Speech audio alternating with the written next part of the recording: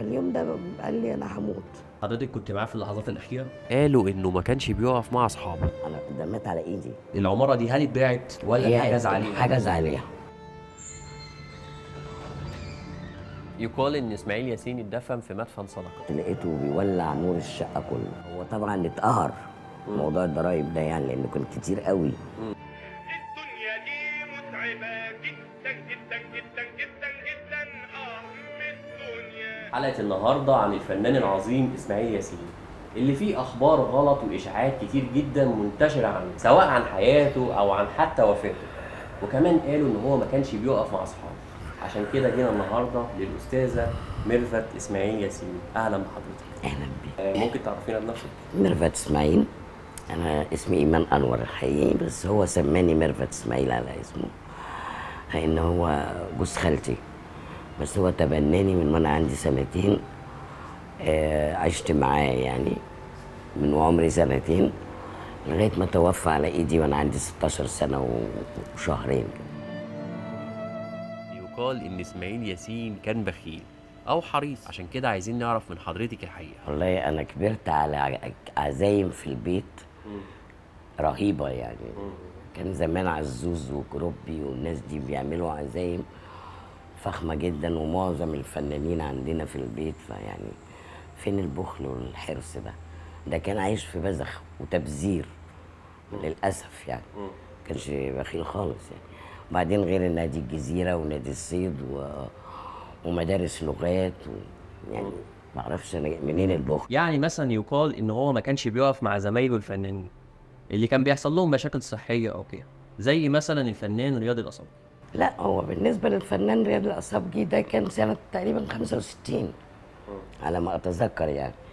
كان بابا في المستشفى وقت ما هو تعب بالظبط. كان بابا في المستشفى بيعمل عمليه ميه في الرئه، فيقف جنبه ازاي يعني؟ هو اصلا عايز اللي يقف معاه يعني. كان في المستشفى قعد حوالي 3 شهور على ما الحمد لله خف والميه خلصت خالص من الرئه وخرج. كم خرج بقى؟ كان توفى الأستاذ تقريبا انا مش متذكره طبعا التواريخ بالظبط، بس انا فاكره لما سمعت الكلام ده كتير جبت بقى السنه والوقت. انا فاكره ان بابا في 65 فعلا كان في المستشفى في المواساه في اسكندريه. كان بيعمل عمليه ميه في الرئه. وبعدين انا شفته بيقف جنب ناس كتير قوي بيجولنا البيت. زي مثلا لا زي مين؟ مش هقول اسماء طبعا، الله يرحمهم هم جميعا. يعني توفوا. فنانين قصدي. فنانين طبعا. ده غير ان هو كان المسرح بعد ما اتقفل كان بيدفع اجور للناس العمال بقى، العمال مش الفنانين يعني. لا هو كان فتح الله يرحمه بيوت ناس كتيره قوي يعني. انا مش عارفه جابوا منين حكايه البخيل دي وما بيقفش هما بيقولوا كمان ان في كذا فنان تاني يعني مش رياض الأصابجي بس هم مركزين قوي مع رياض الأصابجي عشان هم كانوا ابنه، صحاب. عشان ابنه اللي طلع قال كده بالظبط. اللي شفته. شفته ابنه كان للأسف. طلع كان زعلان في بقى جداً. معلش يمكن حته غيره حته حاجه الله اعلم ما اعرفش. وبعدين هو اكيد كان صغير قوي يعني ما يوعاش لتفاصيلهم يعني. يعني الفنان اسماعيل ياسين كان صديق مقرب جدا من رياض الأصابجي. لا في العمل بس ما كانش مقرب ولا حاجه يعني. عمري ما شفته عندنا في البيت. معقولة؟ يعني هم ما كانوش صحاب؟ لا كانوا بيطلعوا مع خالص. كل الأفلام دي ما تخيل. كانوش صحاب؟ لا يعني محمود المليجي كان عندنا، ناس كتير جدا كانوا عندنا. فريد عبد الحليم من غير القاب يعني. طبعا. ناس كتير جدا يعني. يعني محمد فوزي لما تعب بابا اسماعيل راح له، كان بابا كويس يعني. راح له ووقف جنبه وكل حاجه. ده سنه تقريبا 66 او حاجه كده او 64 مش فاكره بالظبط. بس انا فاكره ان هو وقف جنبه وراح له وزاره يعني. مش وقف جنبه ماديا يعني. اقصد وقف جنبه معنويا. فبابا كان بيقف جنب ناس كتير جدا يعني. بقول لحضرتك كان فتح يعني بيوت العمال بتوع المسرح بعد ما المسرح اتقفل خالص. كان هو بيديهم اجورهم عادي كأن المسرح شغال. بس أنا مستغرب جدا إن حضرتك بتقولي إن هم ما كانوش صحاب وهم لا انا عمري ما شفته على الحقيقه في بيتنا. اقسم بالله وحياة ولادي عمري ما شفته في اشتغلوا بيتنا. معظم أفلامهم مع بعض. ده عادي يعني. ده شغل توم وجيري وكده يعني. لكن عمره ما جالنا البيت. لا كان بيعمل حاجات كتيره قوي من غير ما يقول. يعني احنا ممكن احنا ما نعرفش، لكن انا اعرف ان كانوا بيجوا البيت عشان مثلا بشوفهم. لكن حاجه زي كده مثلا انا ما اعرفهاش. لكن هو كان خير جدا وكان كريم جدا، بقول لك كان مبذر مش حريص. ممكن يكون عشان هما الاتنين اشتغلوا مع بعض كتير، فالناس كانت بتشوفهم في الافلام كتير مع بعض، فكانوا متخيلين ان هما صحاب مقربين جدا. لا لا، هو اللي كان مقرب لي جدا مثلا فريد الأطرش. كان بيجي فوزي. عندكم البيت؟ كان بيجي لنا. وفي لبنان طبعا قعدنا 3 سنين في لبنان. ايام النكسه كله راح لبنان بقى، فكان على طول معانا.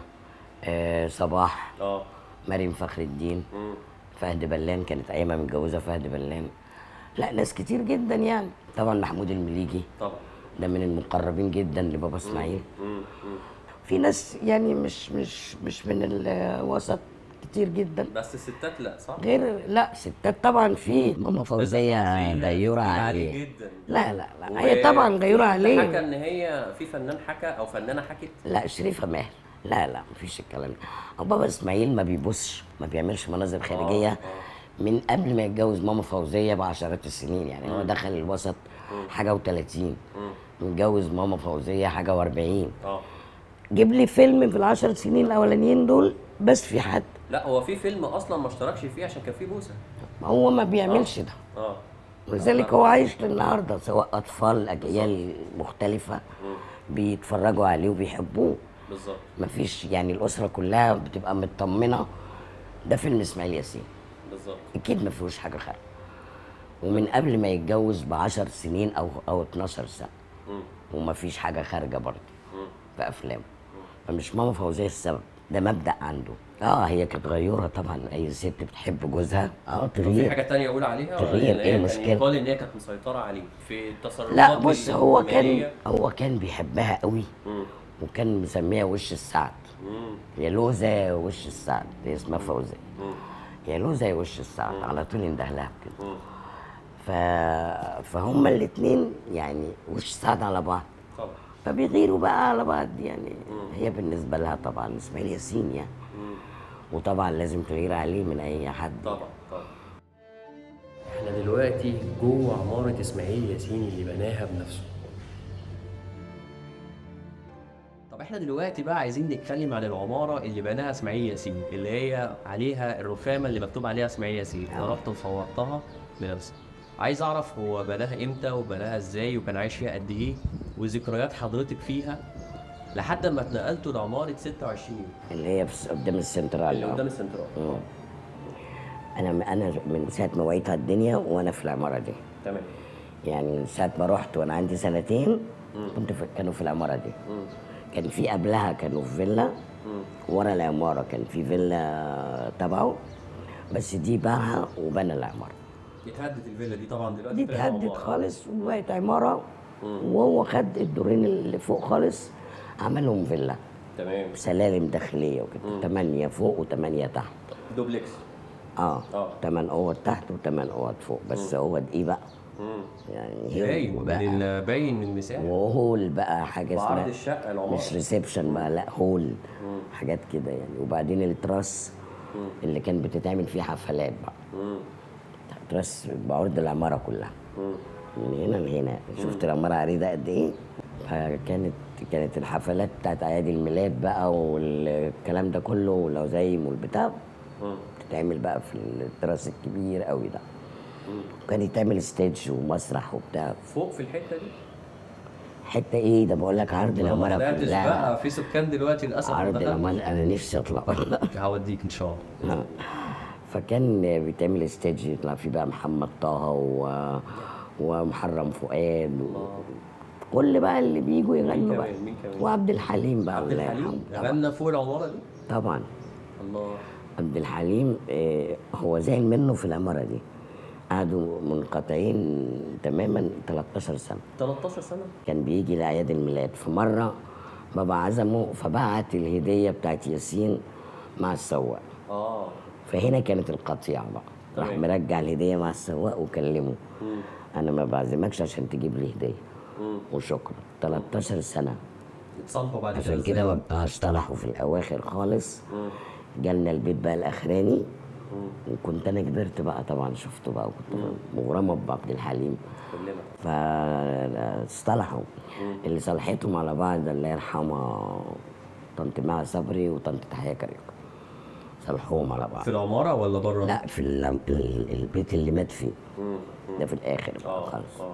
كنت بتطلعي من الاسانسير الاسانسير داخل الشقه، جوه الشقه. جوه الشقه يعني الطرقه كده بتاعت الكوريدور بقى بتاع المرايات، كوريدور، وهنا بقى ريسبشن وهنا ريسبشن، بس هنا ريسبشن الضيوف وهنا ريسبشن بتاعنا اللي هو الاسانسير ده كان خاص باسماعيل ياسين بس ولا بالعماره؟ لا هو في العماره كلها، بس هو بيطلع الدور الثامن شقتنا بقى بيدخل على الشقه على طول. وباقي الشقق اللي تحت كان سمعت ان هو كان مأجرها؟ انت العماره كلها ما فيها ناس، ايجار لناس. هي ملكه، فكلها متأجرة للناس. بنى العمارة كان مأجرها، مأجر الشقق اللي تحت والدورين بتوعه، وكان قاعد هو في الدورين اللي فوق 8 نوم بليفنج وبتاع، وتحت 8 ريسبشن كله بقى. طب بقى احكي لنا بقى عن تفاصيل العمارة دي، هل اتباعت ولا اتحجز عليها؟ اتحجز عليها. اتحجز عليها. هو باع بقى الدورين دول لوحديهم، ما باعش العمارة لأن هي تمليك. هي تمليك العمارة بتاعته. بقول لحضرتك ساب الفيلا وبنى العمارة. تمام. الفيلا اللي اتولد فيها ياسين باع الدورين دول لوحديهم، وسدد جزء من الضرايب بس مش كله، فالضرايب كانت حاجزة على 3/4 العمارة. تمام. لما توفى بقى ياسين وماما فوزية دفعوا ال3/4 وباعوا بقى العمارة يعني العمارة في الآخر وخدوا هم الباقي بقى. اتباعت بعد وفاته. بس هي كان محجوز عليها وهو عايش. 3/4 اللي محجوز، 3/4 مش كان كلها، لأن هو لما باع الدورين اللي فوق دفع جزء. طيب أنا عايز أسأل سؤال، هي الفلوس دي كلها اللي كانت عليه جت منين؟ يعني أنا عايز يعني 300,000 جنيه هو ما كانش بيدفع ضرايب. وما يعني ما اعرفش بقى نظام المحاسبين بقى وايه، ما عنديش فكره. اللي انا اقصده، هل مثلا ده كان ظلم؟ الضرايب دي كلها كانت ظلم ولا كان فعلا؟ لا ما اعرفش، هو طبعا اتقهر موضوع الضرايب ده يعني، لانه كان كتير قوي، بس هو ما كانش بيدفع. طب ما كانش فيه مثلا تقسيط؟ ما تواصلش مع حد حاول يحل له الموضوع؟ لا هو اللي حصل ان هم حجزوا على العماره وسكتوا على كده. فخلاص ما فيش مشكله. ما حاولش يحل على العماره، ما حاولش يحل بقى ولا ما عرفش؟ لا ما حاولش. احنا جت سنه 67 بقى النكسه والبتاع، فكله جري بقى على لبنان. ايه اكتر ذكريات ليكي في العماره ما تقدريش تنسيها؟ ما هو زي ما بقول لك ان معظم الناس الفنانين بتوع زمان الكبار دول كانوا على طول معانا، ومن ضمنهم نيلي وفيروز ومامتهم. لسه شايفه صور قريب عندي ليهم معانا في البيت، وعبد الوهاب الله يرحمه ومراته وولاده. يعني لا ناس كتير جدا يعني. تفتكري اللحظه اللي سبتوا فيها العماره؟ افتكر لان كان بابا حزين قوي. وبعدين احنا لما رحنا العماره الثانيه الاخرانيه دي كانت اصلا هي موجوده، بابا مأجرها لماما فوزيه معهد. دي كانت اصلا مأجرها معهد رياضي وكوافير بتاع ماما فوزيه. ففكرنا ان احنا لما نوضبها وتبقى شقه بقى، وهي شقه 8 اوض يعني او 7 وهول كبير يعني، وبرده مطبخ واوفيس كبيره، مش حاجه فقيره يعني نص اللي كنا فيه، نص الليفل بالظبط. كنا في 16 بقينا في 8. فكان زعلان طبعا احنا هنسيبها يعني، هنسيب بعد كده ابتدى بقى يبقى هو في النازل. احنا رحنا بس الاول على ما الشقه تتوضب، قعدنا في العروبه. اصل في ناس بتقول ان العروبه دي فيلته. لا فعلا دي كانت شقه 9 اوض بسلم بجنينه بكله. دي كانت ايجار برضه. تمام. اجرناها 9 شهور. لكن دي برضه مش تملك، لا ما يمتلكهاش. طب انتوا دلوقتي بقى انتقلتوا للعماره بتاعت 26 يوليو اللي هي قدام السنترال. بعد ما قعدنا 9 شهور في العروبه، الفيلا اللي في العروبه دي، رحنا بقى كانت اتوضبت بقى شقه الزمالك الاخرانيه دي، وقعدنا فيها. عاش فيها قد ايه بقى؟ قعدنا فيها بقى من 64 لغايه ما توفى 72. بس في 3 سنين في النص بتوع النكسه قعدنا في لبنان. من 67 ل 70. قال ان هو قعد فيها سنه، عشان كده بصحح المعلومه. سنه؟ لا انا دي ما سمعتهاش. يعني قعدتوا فيها وقت كتير؟ قعدنا فيها برضه؟ كتير طبعا. برضه تفتكري فيها ذكريات او حاجه غير الذكريات الاليمه احنا هنروح لها كمان؟ لا وكان فيها ذكريات لان برضو معظم الناس دي كانت بتجيلنا هناك، كانوا برضو معاها ما سابوهوش، ولا طنط درية ولا طنط معها صبري ولا فريد، يعني انا مش قادر افتكر ناس كتير قوي اصلهم يعني. هم كلهم كانوا يعتبروا شله واحده مترابطين كلهم مع بعض يعني.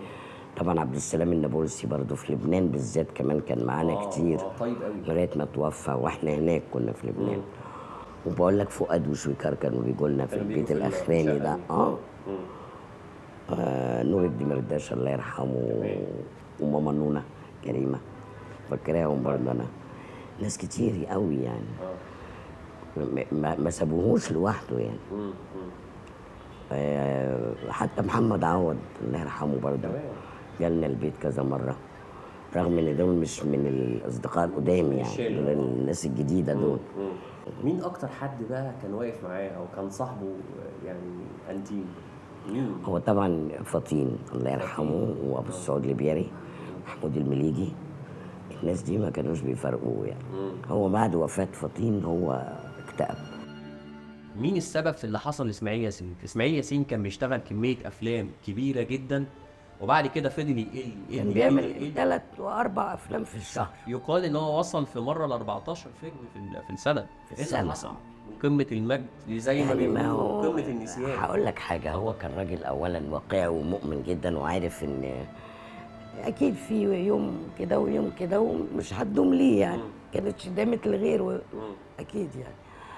بس هو يعني لما طلع بقى مسرح مصر، مسرح ساعة القلبك والحاجات والدولة وكده، ابتدى ناس وجوه جديدة تطلع يعني عادي يعني. فهو شغله بتاعي. يقال ان هو في وجوه جديده طلعت عشان تحارب اسماعيل ياسين، وكان من ضمنهم فؤاد المهندس. هو مش طلعوا مخصوص عشان يحاربوا اسماعيل ياسين، لكن هم لما طلعوا عايزين بقى يظهروا يعني. ففي ناس حبت تساعدهم، مسحوا كل مثلا مسرحيات اسماعيل ياسين. كان مسرحيات مثلا كانوا حاجه و60، ما فيش غير مسرحيه واحده اللي في التلفزيون، اللي هي كل الرجاله كده تقريبا، وتقريبا فيها. طب يعني هو ده مش مقصود ان هو يتمسك؟ لا ده مقصود. طب ليه بقى؟ ما ده بقى اللي احنا عايزين نعرفه. ما هو ده مقصود، بقول لك عشان يجاملوا فؤاد. يبقى كده في حد بيجامل فؤاد. ايوه في حد. مين بقى اللي كان بس مش جمال عبد الناصر، حرام. ما لسه كنت هقول لحضرتك انه يقال ان الرئيس جمال عبد الناصر هو اللي حارب اسماعيل. لا وانا انا نفسي شايف ان الكلام ده مش صح ومش واقعي. هقول لحضرتك حاجه، الرئيس جمال عبد الناصر كان صاحب بابا اسماعيل. تمام. وولاده كانوا معانا في المدارس. وفي الصيف كنا بنبقى مع بعض في المنتزه واليخوت والبتاع، يعني احنا كنا مع بعض على طول. مش عبد الناصر نفسه. الرجال بقى بتوع عبد الناصر بقى اللي تحته، يعني وزير الداخليه، وزير مش عارف ايه، وزير ايه. عمل لهم ايه؟ هل مثلا كان مصاحب بقى فؤاد قوي وبيعمل له خدمات من نفسه، الله اعلم. فؤاد قال له الله اعلم برضه، ما اعرفش يعني. ما اعتقدش ان فؤاد المهندس هيقول له اعمل كذا يعني، فاهم؟ انا اعتقد هي مجامله ليه يعني. المهندس اكيد ما عملش كده. لا ما اعتقدش. وكمان كان هو لسه طالع وكان صغير، ما كانش. لا وبعدين بابا اسماعيل طلعه في بداياته خالص. بالظبط. في عريس مراتي تقريبا. طلعوا معاه، كان هو وخيريه احمد، وبتقول له يا محمود وبتاع الاف بتاعهم ده. فهو من اوائل الناس اللي شغلهم يعني. فما اعتقدش ان فؤاد هيعمل كده من نفسه. هل مثلا بعدين فؤاد كان بيجي لنا البيت في الاواخر، الشقه القديم الاخرانيه اللي مات فيها بابا اسماعيل، كان فؤاد وشويكار بيجوا لنا البيت، فكانوا اصدقاء. طب هل مثلا في حاجه اتطلبت منه ومثلا رفض ان هو يعملها؟ لان يقال ان هو كان بيتبرع للجيش، يقال ان هو كان بيتبرع بحفلات، ايرادات حفلات، وكان بيعمل يعني كان بيعمل كل حاجه يعني من نفسه كمان. بالظبط. هو وصديقه الله يرحمه ابو السعود البياري الله يرحمه، كانوا على طول يعني. وعملوا حاجات للجيش والشرطه والطيران، عملوا حاجات كتير يعني للبلد يعني. شجعوا الشباب ان هم يخشوا الجيش من غير ما يخافوا يعني. كانوا الاول بيتهربوا وبيخافوا كده. سلسله الافلام حببهم في الجيش يعني. فلا يعني العلاقه بينه وبين جمال عبد الناصر كانت كويسه جدا. ليه ما حموش؟ هو يعني في معرفه بس هو بقى يعني جمال عبد الناصر فاضي يعني.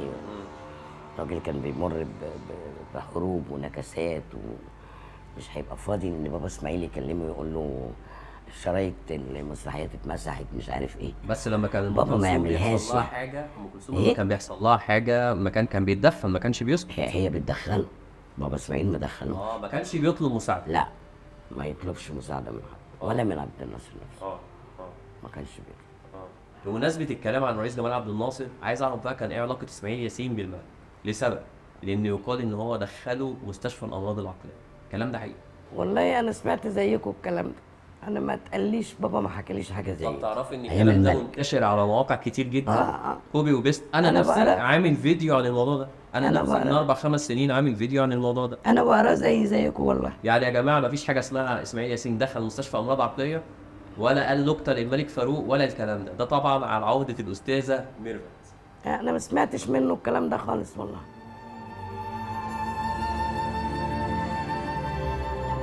حضرتك كنت معاه في اللحظات الأخيرة؟ انا ده مات على ايدي، كان هو بيصور الرغبه والضياع. تمام. صور 4 ايام وقال لهم معلش انا هسافر كام يوم بس اسكندريه لاني مش مظبوط بسبب موت الله يرحمه فطين عبد الله.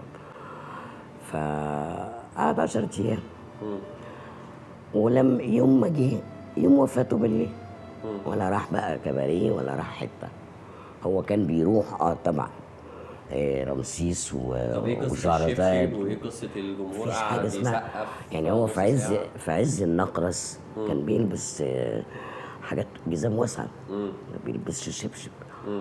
حتى في المسرحيه بتاعت كل الرجاله كده اللي هو موجوده الوحيده في التلفزيون هتلاقي معظم الوقت قاعد بس لابس جزمه عشان رجليه وجعه. عشان رجليه وجعه. لكن لابس جزمه. هو راجع من اسكندريه الساعه 1 الظهر، عادل اخويا وصله وروح قال لنا انا نفسي في ايس كريم، فنزلنا جبنا له ايس كريم من جروبي في سليمان باشا وروحنا عادي. وهو كان موجود عادي قاعد في السرير عشان رجليه عشان النقرس. صح انا مش مفيهوش حاجه خالص. ده الظهر الساعه 2 الظهر. وكانت ماما بتعمل الغدا، ماما فوزيه، واكل ايس كريم واتغدى. كنا هنروح التيرو نادي الصيد، كان يوم 3 فكنا رايحين نادي الصيد بالليل. حصل ظروف ما اعرفش ايه كده ما رحناش. وانا دخلت اوضتي اذاكر وبابا اسماعيل قاعد معاهم مع ماما وطنط ليلي وانكل ملاك في اوضه القعاد في الليفنج بيتفرجوا على التلفزيون. بعد الغداء هو المفروض بيريح شويه، ده الكلام ده العصر بقى تمام مش بالليل. تمام. هو ميت 12:30 بالليل 1 الا ربع. كنت انا قاعده بقى معاه، انا كنت بنام معاه في الاوضه يعني. وكنت انا اللي بدعك له كوعه من النقرس، بدعك له رجله بالالجزال والحاجات دي. فهنا انا كنت قريبه جدا منه يعني. وبعدين انا كنت البنت الدلوعه بقى اللي بيقعد يرغي معاها ويحكي. ياسين كان كبر، فاليوم ده قال لي انا هموت. قال لي كده؟ بعد ما اتغدى على طول قال لي على فكره يا ميرفت انا هموت. قلت له ليه بتقول كده؟ ما تقولش كده بعد الشر عليك. فالمهم عيط وقال لي لا انا بقول لك انا هموت وانا غلطان ان انا ما عملتلكيش حاجه تامن لك مستقبلك. فقلت له لا انت مأمن لي كل حاجه، كفايه ان انت ربيتني وبتاع. وقال لي لا انا ضيعتك معايا. قلت له ضيعتني ازاي يعني؟ انت اللي عملت حاجه اسمها ميرفت وشخصيه ميرفت وبتاع. قال لي لا عشان كان لازم اعمل لك شقه من العماره اكتبها لك باسمك عشان لو جرى لي حاجه تقعدي فيها تبقى بتاعتك يعني. فالمهم قعد يعيط وانا اعيط وبتاع. وفي الاخر قلت له ما تقولش كده بعد الشر عليك، انت عندك منخرس ما عندكش حاجه تموت يعني. هو ما كانش عنده اي حاجه خالص ما عندوش اي حاجه. وجاي عادي ماشي وكان بالعربيه سايق من اسكندريه لمصر وعادي جدا مفيش اي حاجه. وعربيته قدام باب البيت مفيش حاجه خالص. قعدنا نعيط شويه. المهم ايه سبته بقى يريح ودخلت انا اذاكر. وبالليل بقى هنجهز رايحين نادي الصيد ولبسنا وبتاع. معرفش حصلت تقريبا مشكله بين ياسين ونجوى في التليفون. فالمهم بابا اتخانق معاه وقال له مانيش نازل ومش عارف ايه. مش خارج، ما كانش عايز يجي معانا. فبابا كمان قال ايه ولا انا رايح هنقعد. يعني حوالي 12:30 كده بابا طلب منها زبديه، قال لها اديني زبادي. فقامت تجيب له الزبادي. قالت له انت تعبان؟ قال لها شويه كده. قام يتمشى في الشقه، وانا قمت لقيته بيولع نور الشقه كله. طبعا دي مش طبيعته، يعني انا ما بحبش، انا شخصيا ما بحبش حد يولع نور الشقه كله على الفاضي يعني. فهو كان يقعد يزعق لنا مولعين النور ليه يعني، في حاجه ما دام ما فيش حد قاعد يعني. فقلت له ايه ده؟ انت بتولع نور الشقه كله ليه؟ ايه اللي حصل؟ في ايه؟ بهرج معايا. قال لي يلا هو انا دافع حاجه. تخيل الكلمه، يعني عارف ان هو هيموت. برضه ما خدتش في بالي يعني. فقال لي افتحي لي باب الشقه. ففتحت له باب الشقه، في عندنا كرسي والصوره دي وفوتيه كده قدام باب الشقه، عايز هوا. فجيت اقعده على الفوتيه، قال لي لا انا عايز اقعد على الارض، قعديني على الارض. فتحت باب الشقه وقعدته على الارض وانا بسنده كده. راح نايم، يعني مش عايز يقعد يسند ظهره على الفوتيه، لا راح مميل على دراعي. فانا بالطبيعي بنيمه بقى على دراعي، بس بنزله خالص يعني. فلقيته طلع رغاوي من بقه وخلاص. في اللحظه دي كان مات. انا ما كنتش اعرف طبعا، 16 سنه ما مش فاهمه صعب. ندهنا الياسين ومدحت وكده كانوا بيذاكروا جوه. ماما جريت تنده بقى في ايه. قلت لها بابا اسماعيل بيطلع رغاوي. فجريوا يندهوا، جري يروحوا يشوفوا اسعاف او حاجه. الاسعاف جنبينا، انت عارف الحته دي يعني. فجاه لقيت البيت، لقيت سمير صبري كانوا عايزيننا ندخله الاوضه على سريره. فممكن ملاك نزل دور على حد من الفكهانيه اللي جنب البيت، جه شاله هو وانكل ملاك دخلوه على السرير. اللي حلمي بكر بيقول لك جه لقى على الارض وهو اللي شاله. حضرتك ايه الكلام ده؟ ده كلام كله غلط. ما اعرفش. طب ايه قصه الكباريه وايه قصه ان هو بينزل بشبشب وان هو اللي بيوديه وماهوش عربيه لا صاحب الكباريه قال له ايه ده الحق هو اسماعيل ما جاش ليه وراح لا ما كانش بيروح اصلا. طب ما حضرش اصلا الوفاه؟ ما جاش. انا ما شفتوش لا هو ولا شفيق جلال زي ما بيقول ان هو وشفيق جلال الاول نزلوا. لا ما شفتوش بصراحه. اول واحد جه كان سمير صبري الله يرحمه. بعديها بقى الزمالك كلها جت، يعني البيت كله سواد طبعا، من فنانين لناس عاديه. بالظبط. ده غير ان فنانين كتير جنبينا في الزمالك. كله كان عندنا. البيت اتردم بقى سواد. على ما ياسين جه اصلا بالدكتور، كنا احنا دخلناه، انكل ملاك والفكاهيني دخلوا على السرير. كان هو خلاص خلص. ما خدش 10 دقايق، ما خدش 5 دقايق. انا استغربت ان هو كمان ما عندوش حاجة. هو جات له زي السبحه الصدريه يعني. هو ده من القهر اكيد. ولا عيان ولا اي حاجه. طب احنا بقى عايزين نتكلم عن الجنازه، لان يقال ان هو انا ما كانش ماشي مصوره فيها حد. انا مصوره الجنازه عندي على الصفحه برضه، حلو. مليانه ما شاء الله يعني. طب ما ليه جنازه مهيبه ان يعني. هو ما كانش فيه لا الله يمسيه بالخير. انا بقول من ضمنهم بالاسم. فاطين عبد الوهاب. انا بقول بالاسم محمد عاشور. ده كان طفل اكيد سنه 72، كان بشورت لسه يعني. شاف منين الكلام ده؟ وفاطين عبد الوهاب ومعاه 9. طب ده فاطين ميت قبل بابا اسماعيل باسبوعين. ازاي كان موجود في الجنازه يعني؟ وازاي 10؟ انا رحت منزله صور الجنازه بقى ايام ما عشوب قال الكلام ده.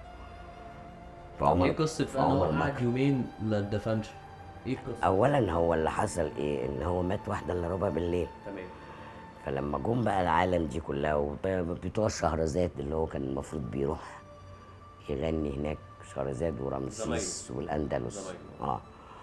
فصاحبة او صاحب شهرزاد ومراته فتحية محمود كانوا بيقولوا احنا ازاي نوديه السويس، وسمير صبري نفسه قال هنوديه السويس ونبهدله حرام يعني.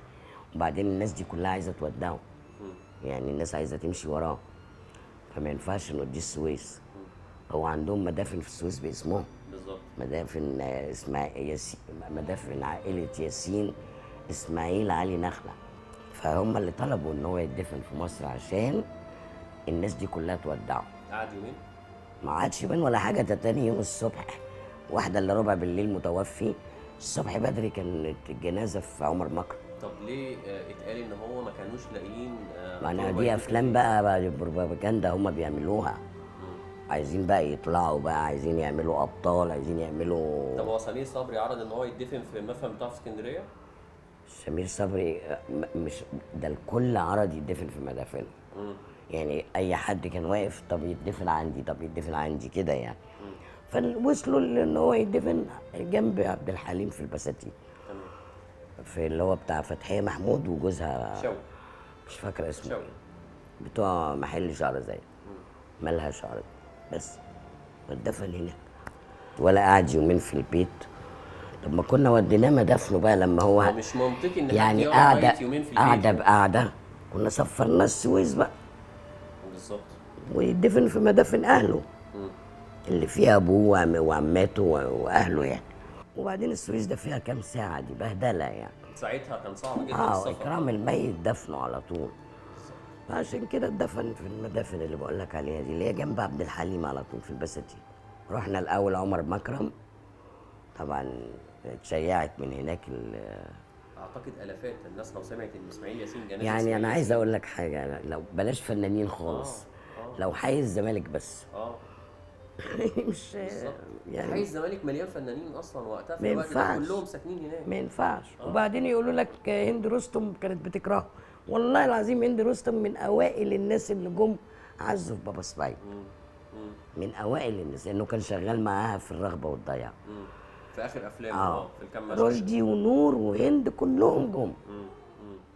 يقال ان اسماعيل ياسين اتدفن في مدفن صدقه. ايه حقيقه الكلام ده؟ ما انا بقول لك لا ما حصلش. انا رحت صورت هناك.